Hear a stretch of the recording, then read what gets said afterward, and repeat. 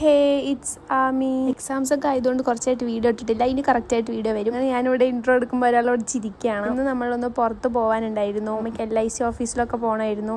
അത് കഴിഞ്ഞ് നമ്മൾ കടയിലൊക്കെ വേറൊരു സ്ഥലത്ത് പോകാൻ വേണ്ടിയിട്ട് അവിടെ ഒരാൾക്ക് വേണ്ടി കുറച്ച് ചോക്ലേറ്റ്സ് ഒക്കെ വാങ്ങിച്ചു. ഈ ആൾക്കാണ് നമ്മൾ ചോക്ലേറ്റ്സ് ഒക്കെ വാങ്ങിച്ചത്. ആദ്യമായിട്ടാണ് കാണുന്നത്. അത് കണ്ടപ്പോൾ തന്നെ ഭയങ്കര കമ്പനിയായി. നമ്മളെ കണ്ടൊരു എക്സൈറ്റ്മെന്റ്. പിന്നെ കുറെ ബോൾ എടുത്തു, ബുക്കും സ്കെച്ചും ഒക്കെ എടുത്തിട്ട് ഞങ്ങൾ കുറെ വരച്ചു.